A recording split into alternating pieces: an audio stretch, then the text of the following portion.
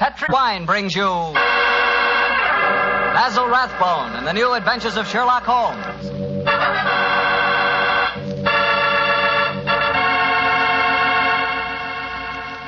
The Petri family, the family that took time to bring you good wine, invites you to listen to Dr. Watson tell us another exciting adventure he shared with his good friend, that master detective, Sherlock Holmes. And as for me, well, I'd like to ask you if you know that one of the favorite wines of American women is Petri California Muscatel. In fact, the whole family likes Petri Muscatel. And you'll certainly know why if you'll just pour yourself a glass.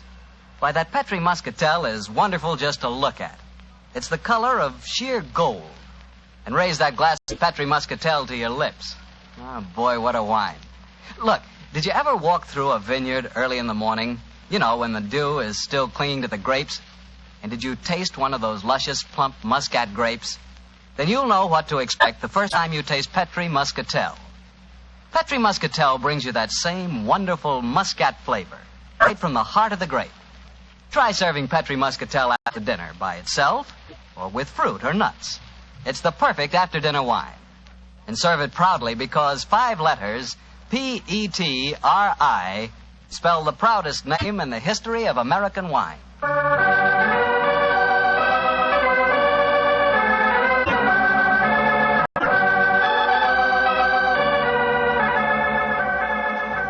And now I'm sure our good friend Dr. Watson is ready for us. Let's go in and join. Come in.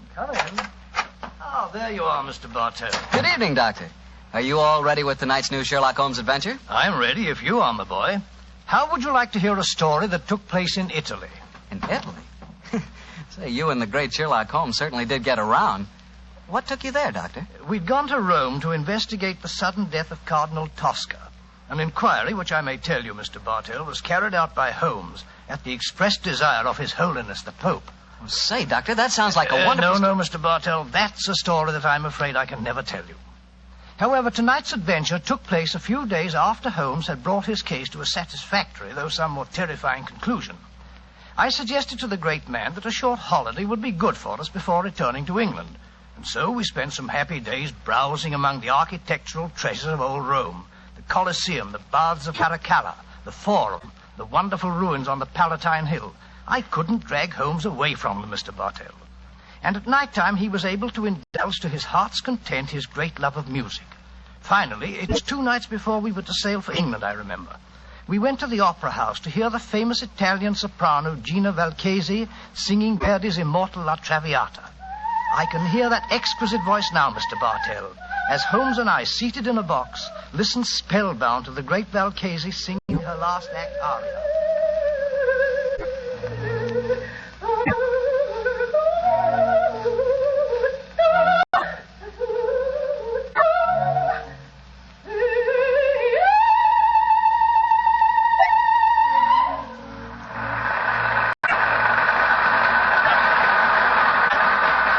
Voice, Watson. What a magnificent voice. Yes, it is, Holmes. A pity, though, that most opera stars who sing like nightingales seem to have the figures of unusually well-fed pouter pigeons.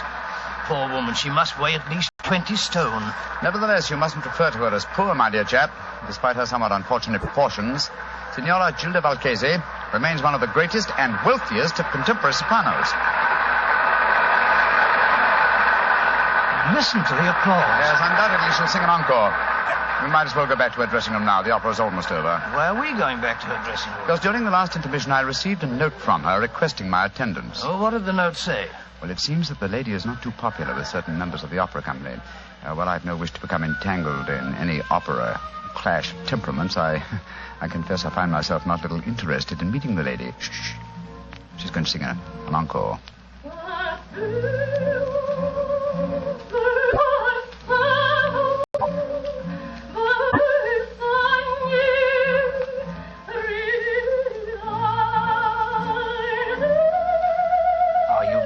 Going back to her dressing room? Certainly, my dear fellow. A summons from Gina Valchesi is no more to be disobeyed than a royal command.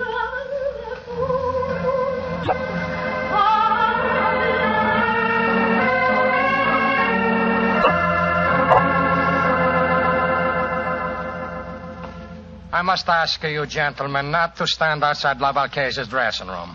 We permit no strangers, particularly foreigners. But the Signora has requested our presence. May I ask who you are? Permit me to introduce myself, gentlemen. I am Armando Bellini, Inspector of Police. And my name is Holmes, Sherlock Holmes, and this is my friend, Dr. Watson. Sherlock Holmes? But this is a great honor. Allow me to apologize. Here in the Opera House, we have to be so careful, you understand, of intrigues. There are so many. But Senor Holmes and his friend, I am so happy to meet you both. At headquarters, I hear wonderful reports of your work in the Cardinal Tosca affair. I should prefer not to mention that unfortunate matter, Inspector, except under conditions of extreme privacy. Oh, quite so. And behind the scenes at the opera is not the most secluded place. Please to forgive me. You are waiting to see La Valchese? Yes. Well, she is still on the stage. She has requested your presence, you say, Senor Holmes? Yes, I trust the meeting is to be a social and not a professional one. We're sailing for England in a couple of days. And you came to hear the great Valchese sing before you left. Most understandable. A magnificent voice, Inspector. Yes, Doctor. And still, well, I am a devout opera lover myself. Yet I cannot help but feel its future lies with those who can add a youth and beauty to a great voice. That's true. True, Signor. But where can you find such a combination? I have found it. Here in the opera, there is a girl. She is my protege. Someday, I hope she will be my wife. At the moment, she is only understudying La Valchese. If she should ever get the opportunity of singing in her place, then a new star will be born. Oh, really? What's her name? Lisa Bordoni. She has but recently come to Rome from Milano, where she was studied with the great Alfieri. Confidentially, I think that La Valchese is so jealous of her that... Oh, here is Lisa now. And that is her brother with her. Lisa, cara mia, please to join us. By George, what a beautiful girl. What is it, Armando? Permit me to present the famous English detective, Senor Sherlock Holmes, and his friend, Dr. Watson. How do you do? How do you do, young lady? Glad to meet you both. This is my brother, Wally. How do you do, sir? I certainly feel that I know a lot about you two gentlemen. No, I can't tell you how many times I've read your stories, Dr. Watson. Indeed, sir. I'm very flattered. Lisa, cara mia, we were just saying that in youth and beauty, combined with the voice, lies our future hope in the opera. Your day will come, Lisa mia. Your day will come soon. I hope you're right, Armando. But as long as I understudy Gina Valchese, I don't see when I'll get my chance. She's disgustingly healthy. If you'll pardon my saying so, young lady, though your name is Bordoni, you and your brother don't sound in the least Italian. Well, we're not, Mr. Holmes. We're American. But to succeed in Italian opera, my sister has found that an Italian name is essential. So the Borden family became the Bordonis. In any case, my real name is Lizzie Borden. Oh, really? I'm sure you, Mr. Holmes, as a famous detective, will see that I had to change my name. Yes, I can well understand. Who was Lizzie Borden? Well, my dear fellow, one of the greatest and most successful of murderesses, who wielded an axe with incredible dexterity. I've often regretted that I was in Tibet instead of America at the time of that particular case. Senor Holmes, I do not understand you Anglo-Saxons. To me, a murderess is a murderess. Now, when you speak of a greatness in women, I feel... Oh, but here comes Gina Valchese now. I will introduce you. How many times must I tell you allow no one to stand outside my dressing room? Send them away. La Valchese is tired. But you wish to see Senor Sherlock Holmes, the famous detective. He has come here in answer to your request. Please, permit me to present him, and also his friend, Dr. Watson. How do you do, Senor? I'm greatly honored to meet you, Senora Valchese. And now, perhaps, if we may come into your dressing room and confer privately. Perdio. What would La Valchese have to say to a detective? I mean, you're not the police. A Spiro. Go away, all of you. Well, what do you think of that? She slammed the door in my face.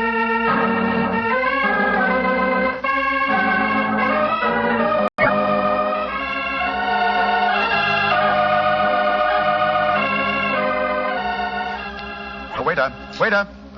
Si, senor. Bring me some more coffee, please. Si, senor. The very pleasant dining here on the hotel terrace, I must confess. Very. Amazingly warm, considering yesterday's snow. Yes, it is.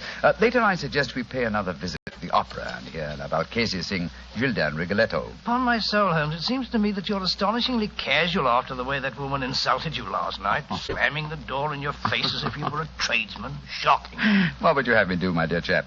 Force my way into her room, demand an apology, or have my friend challenge her to a duel in order to avenge my honor? Oh, don't try to be funny, Holmes. You know perfectly well what I mean. The lady asks you to come and see her, and when you do, she pretends she's never heard of you.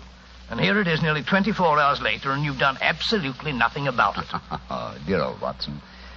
You're really quite upset over the affair, aren't you? Well, if it'll make you any happier, let me tell you, I have done something about it. I'm delighted to hear it. What? This morning, I was able to obtain a specimen of La Valchese's handwriting from an autographed picture in the possession of Inspector Bellini. I compared the writing with that on the note that I received in the box last night. It was the same, proving that the message I received was authentic. Oh, in that case, why did she snub you like that? Well, something must have frightened her, I suppose. Something or someone who was standing at the dressing room door with us. Well, who was there? Inspector Bellini, Lisa Bordoni, and her brother. Precisely, my dear fellow. Therefore, we may assume that La Valchese had no wish to recognize me in their presence. But if you think that, Holmes, why haven't you been in touch with her today? She may be in some dreadful danger. Oh, if she is, she can find me easily enough. And meanwhile, I'm perfectly happy to be left alone. The last 2 weeks have been sufficiently strenuous without becoming involved in some fresh case. On my soul, Holmes, you must be tired. I've never known you to be so indifferent to a case. Great Scott. What is it, Watson? Look, walking towards us. It's Signora Valchese herself. Oh, and judging from the lady's expression, she seems to be in some distress. Good evening, Signora. Signor Holmes, I must speak Please to sit you. down, won't you? This is my colleague, Dr. Watson. How do you do? First, I must apologize for my behavior last night. It would have been dangerous if La Valchese had acknowledged that she had to communicate with you. That's just what my friend assumed, madam. Please speak quite freely now, Signora. No one can overhear us. Signor Holmes, I am being persecuted. My life is in danger. You must save me. You've been threatened. Si, Signor. And now today, tragedy has struck.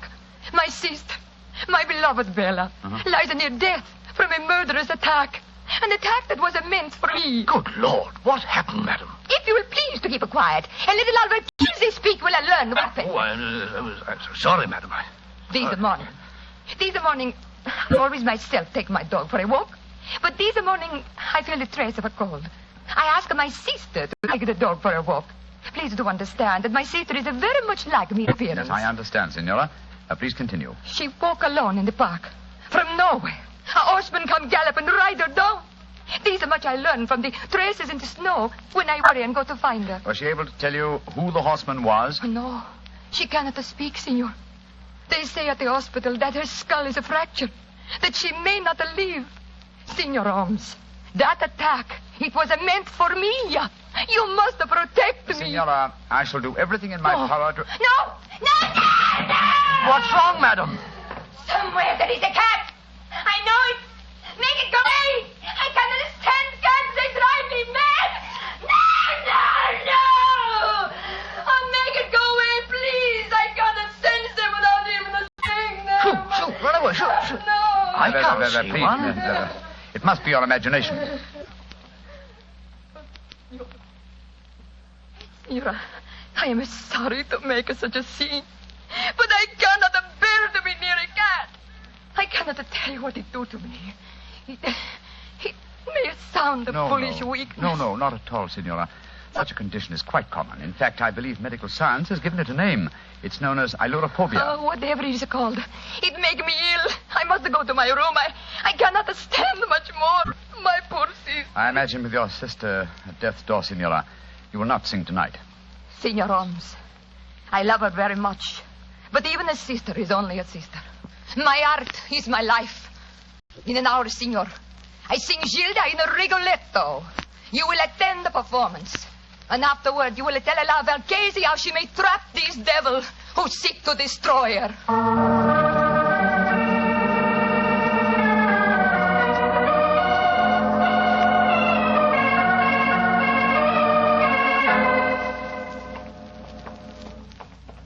Holmes, it's after 9:30. We've missed quite a lot of the opera. It's hardly worth going to our box now. We've just been time to hear La Valchese sing the incomparable Caro Nome. Come on, old fella. Let's slip in quietly as we can. Seems to me we should have been in our box from the beginning of the performance. She asked you to keep an eye on her. That's true, old chap.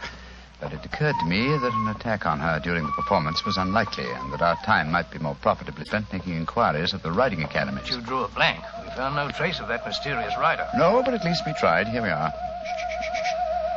Let's stand at the back of the theater for a few minutes.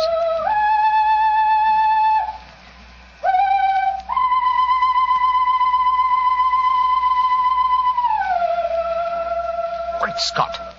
That isn't Valchese singing. It's the understudy, Bellini's protege, the American girl, Lisa Bordoni. What a beautiful voice. Like one, but with a beautiful, wonderful range. Look here, we've no time to listen to her now. We must go to the Valchese's dressing room at once. We know she left for the theater tonight with the intention of singing. I'm very much afraid there's devil's work afoot, Watson.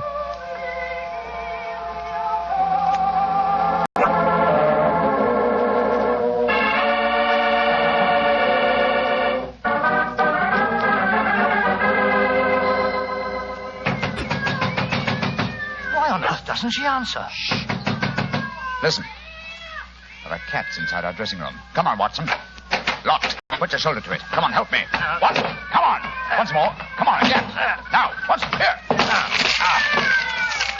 Great Scott, she's unconscious, Watson. See what you can do for her. She must have fainted with fright. Yes, some fiend, knowing her deadly fear of cats, has locked her in here with half a dozen of them. Shoot, off with you, shoot. Her eyes are opening, Holmes. She's coming to. Signora Valchese. Her lips are moving. She's trying to speak. Signora Valchese, tell me, who did this to you? Great heavens! Her voice is gone. I've known many vicious crimes in my lifetime, Watson. But to murder a voice that was one of the treasures of the world, is as vile a killing as I've ever encountered.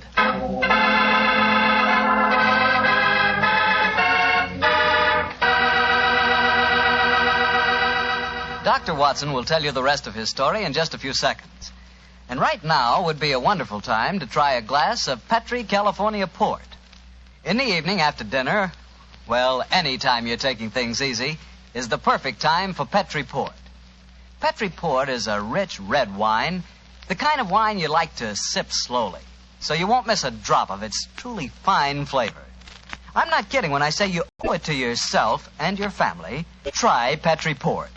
In fact, you should try Petri Port and Petri Muscatel. So don't buy one, buy two. Buy both Port and Muscatel. Just be sure you get Petri, because Petri wine is always good wine. Well, Dr. Watson, so the great opera singer lost her voice when someone locked her in a room full of cats, huh? What did you and Sherlock Holmes do? We took Signor Valchese back to her hotel at once, and so it was properly taken care of. How did the understudy, Lisa Bordoni, make out, Doctor? Well, the tragedy that overtook Valchese gave her great chance. She received a tremendous ovation at the close of the performance, and it seemed certain that another star had been born. But let me tell you the story just as it happened, Mr. Bartell. A little later that night, Holmes and I were once again standing on the balcony of our hotel, watching a crowd of people that had assembled in the courtyard.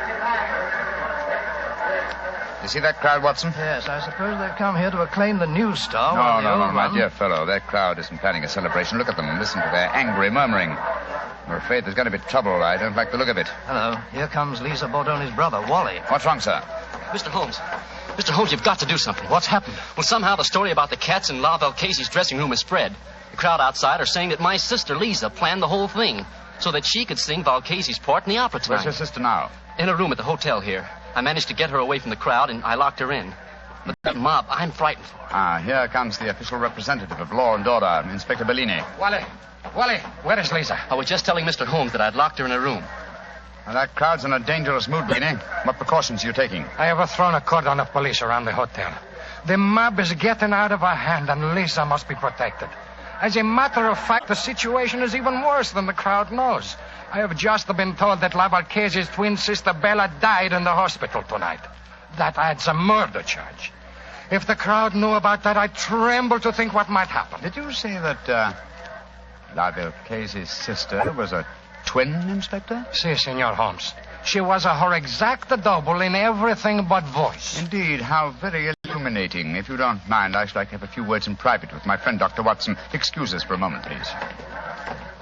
What do you make of it, Holmes? What do you, old chap? Well, the American girl seemed very charming and all that, but she might have done it. It had to be either her brother, or the inspector himself. They all had a motive for wanting La Valchese to lose her voice.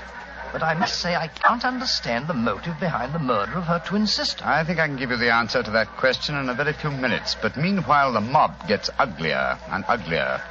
The only way to avert violence, Watson, is to give them quick proof and a certainty of conviction. I must go back to Bellini and the young American. I want to keep an eye on them.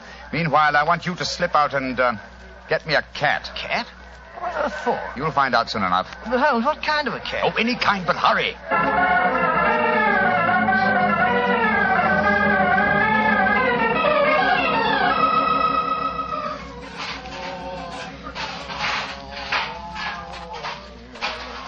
Come on, Kitty. Kitty, come on, Kitty.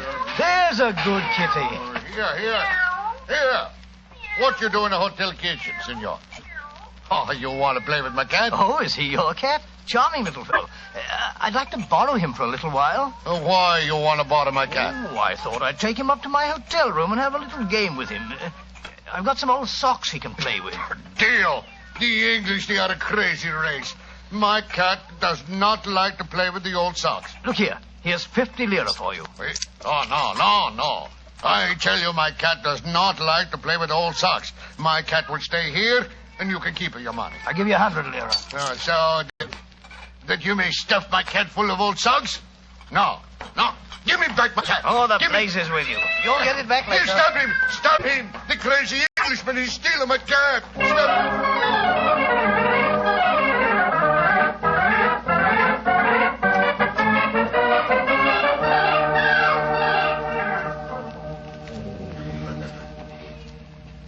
Well, I've got the cat for you, Holmes, but I wish you'd tell me what we're doing outside Valcase's door with it. I'm going to try an experiment. You open her bedroom door softly. So. Slip the cat in. So. And close the door.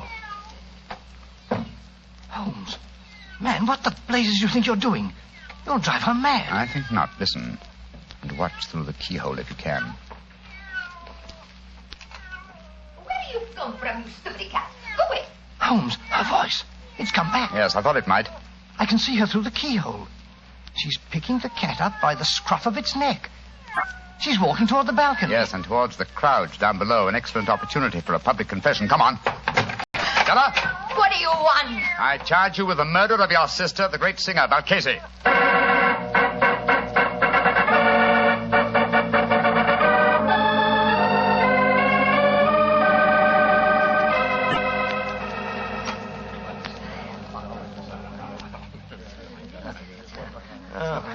It was a magnificent, Senor Holmes. Magnificent. The way you forced her to confess on the balcony in a full sight of the mob. And so you saved Lisa. I can't thank you enough, Mr. Holmes. Nor can I. Though I still don't see how you guessed. She looked so much like her sister that she fooled even me, her understudy. Yes, it was an extremely cunning plot, Miss Bordone. The real Valcase sent me that note last night. When I met her at the dressing room door, she denied having sent for me because the few were there. I suppose that she suspected one of us. Oh, yes, obviously. And later, no doubt, she told her twin sister Bella about having sent me the message and also announced her intention of coming to see me. Bella saw her opportunity, murdered La Valcase, assumed her identity, and to give added realism to her role, followed through with her sister's plan by coming to see me today. But I still don't understand this business, Mr. Holmes. Why did the twin sister lock herself in her dressing room and fill it with cats? What did it accomplish? It gave me the chance to sing. Yes, that's true. Which is why Watson felt certain the criminal must be you, your brother, or Signor Bellini. But you see, the episode with the cats accomplished one other thing. It made it plausible that the great Valcase should never sing again. To whose advantage would that be? An impostor, of course. In the person of a twin sister who could not sing and who must surely envy her sister's great will. Exactly, my dear fellow. As soon as I knew they were twin sisters in everything but voice, it became more than a possibility. It became probability, but it had to be tested. That's why I sent for the cat, Watson. When the sister, thinking herself unobserved, exhibited no terror for cats, well, it became a certainty. Upon my soul, Holmes, this is as fantastic a plot as ever we've met. A diabolical plan, Watson. And I'm only thankful, Miss Bordone, that we were able to expose it before the crowd reached you tonight. I don't know what I can ever do to repay you, Mr. Holmes. Oh, that would be hard, my dear. A box of Covent Garden for your London debut would be, an ample repayment. And from what I hear of your reception in Rigoletto tonight, I shan't have to wait very long for that reward, eh? It's a promise, Mr. Holmes. Come in. Oh, excuse me, please. All over the hotel I'm looking for my cat. I say to myself, there he is. He's stealing my cat. Inspector Bellino, you arrest him. He tried to bribe him. He ran away with my cat and fill him full of old English socks. Oh, this should be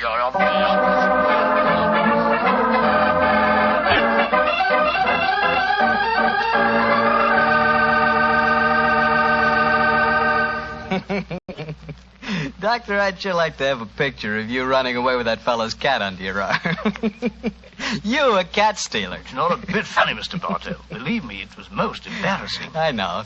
But it was all for a good cause, and I think you were splendid about the whole thing. Incidentally, how'd you happen to look for a cat in the hotel kitchen? Oh, there's usually one round the back door of the kitchen. Haven't you ever wandered, backstage in a hotel? Fascinating. Oh, of course I have, but I've never been in a hotel kitchen. Then where were you? In the wine cellar. I should have known. Yes, Doctor, I like to look at bottles of Petri wine because when I see a Petri wine, I know I'm looking at a good wine. And Petri wine is good because of the Petri family. The Petri family first started making fine wine before the beginning of this century, generations ago. Since then, winemaking has been their heritage, handed on down from father to son. So you can take it for granted that the Petri family really knows how to turn luscious, sun-ripened grapes into clear, fragrant, delicious wine. And you can take it for granted, too, that the name Petri on a bottle of wine is more than a trademark. It's a personal assurance of the Petri family that every drop of wine in that bottle is good wine. You just can't go wrong with Petri wine because Petri took time to bring you good wine. Well, Dr. Watson, what story are you planning to tell us next week? Next week, Mr. Bartell, I'm going to tell you a strange adventure that Holmes and I had many, many years ago. It concerns a young girl, the mutilation of her doll, and the tragedy that overtook a certain wise woman from the mountains.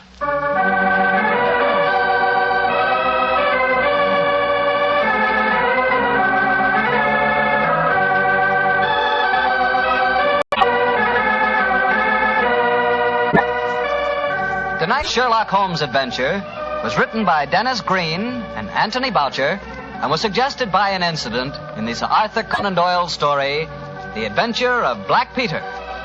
Music is by Dean Fossler.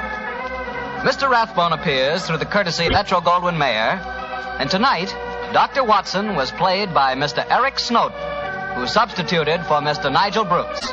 Mr. Bruce is scheduled to return to the program next week.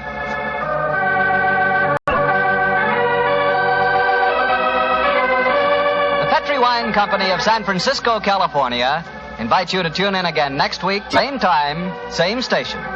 Sherlock Holmes comes to you from our Hollywood studios.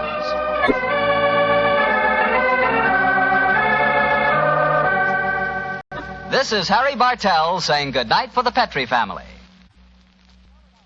For a solid hour of exciting mystery dramas, listen every Monday on most of these same stations at 8 o'clock to Michael Shayne, followed immediately by Sherlock Holmes. This is the Mutual Broadcasting System.